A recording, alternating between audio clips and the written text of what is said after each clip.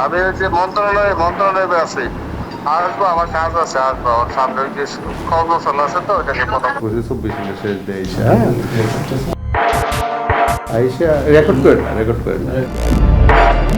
The নিউজের camera দেখেই যেন চোর পুলিশের খেলা শুরু করেন প্রাণী সম্পদ অধিদপ্তরের এই কর্মকর্তা। কিন্তু গণমাধ্যমের ক্যামেরায় কথা বলতে এত ভয় কেন তার? আর সিসিটিভি ক্যামেরায় ধরা পড়া এই ব্যক্তির পরিচয় কি? সূত্র বলছে, ক্ষমতার পট পরিবর্তন হলেও প্রাণী সম্পদ অধিদপ্তরে থামেনি টেন্ডার বাণিজ্যের হরিলুট। অভিযোগ রয়েছে, এই মাফিয়া সিন্ডিকেটের নৈপথ্যে রয়েছেন সাবেক ফ্যাসিস্ট সরকারের মৎস্য ও প্রাণী সম্পদ মন্ত্রী আব্দুল লতিফ বিশ্বাসের এপিএস হিল্টন কুমার সাহা। ফ্যাসিবাদের আমল থেকে শুরু করে এখনো পর্যন্ত ঊর্ধ্বতন কর্মকর্তাদের ম্যানেজ করেই বিভিন্ন সরকারি খামারের কোটি কোটি টাকার টেন্ডার একচেটিয়াভাবে নিয়ন্ত্রণ করে যাচ্ছেন অজানা কারণে ক্ষমতাধর হয়ে ওঠা এই হিল্টন। বাইরে এটা বলতে গেলে তো অনেক কষ্ট। আসলে আমরা এনে টেন্ডার আমরা কখনোই পাই না, কারণ আওয়ামী লীগ গভর্নমেন্ট যখন ছিল তখন এই হিল্টন একজন ঠিকাদার আছে, এই ব্যক্তি আপনার লতিফ বিশ্বাস যে প্রাণী দপ্তরের মন্ত্রী ছিল, ওনার এগিয়ে ছিলেন। তার ক্ষমতার বলা জায়গাতে আমরা টেন্ডার পাইছি, আগে সেই টেন্ডার ক্যান্সেল করে সে এটা নিয়ে নিচ্ছে।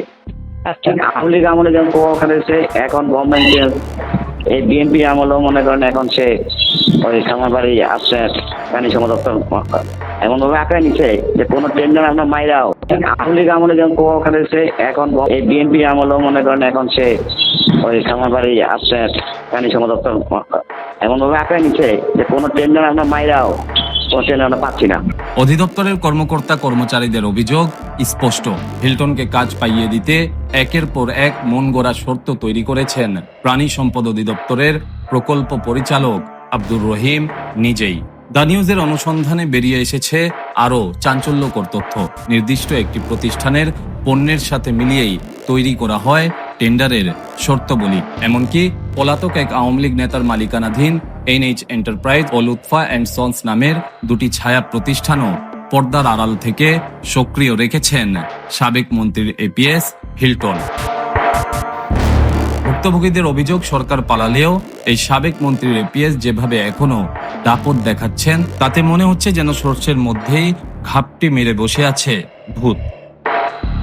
এসব অভিযোগ আর অনিয়মের বিষয়ে জানতে পিডি আব্দুর রহিমের অফিসে টিম দ্য নিউজ, কিন্তু তাকে পাওয়া যায়নি। পরবর্তীতে ফোনে যোগাযোগ করা হলে প্রথমে মিটিং এর অজুহাত দেখান তিনি। আমি ওই যে মন্ত্রণালয়ে আছি, আসবো, আমার কাজ আছে, আসবো। আমার সামনে ওই যে কর্মশালা আছে, তো ওইটাকে কথা ফোনে কিছুক্ষণ পর আসার কথা বললেও দীর্ঘক্ষণ অপেক্ষার পর অধিদপ্তরে আসলেও ক্যামেরার সামনে কিছুতেই কথা বলতে রাজি হননি এই সরকারি কর্মকর্তা। ঠিক আছে, আর 1 বছর আছে সময়, যার জন্য এই যে জুন মাস আইয়া করছে, এখন যদি কিছু টাকা অন্য জায়গাতে দেওয়ার কথা, ওই বাজেটে এখন পাচ্ছি না। যদি পাই তাহলে আর একটু কাজকর্ম করা যাবে, এই অবস্থার প্রতি আছে।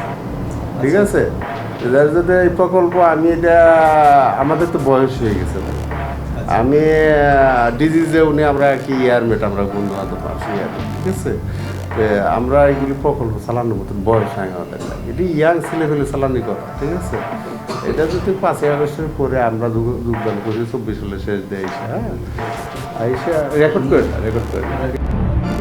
কিন্তু প্রশ্ন হচ্ছে, গণ অভ্যুত্থানে ক্ষমতার পট পরিবর্তন ও মাফিয়া রাজত্বের অবসান হলেও প্রাণী সম্পদ অধিদপ্তরের ভেতরের এই চেনা মাফিয়া সিন্ডিকেট ভাঙবে কবে?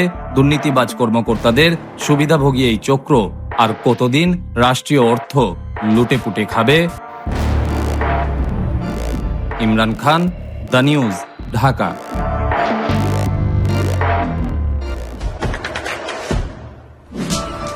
দেশে দেশে সবার সাথে দ্য নিউজ।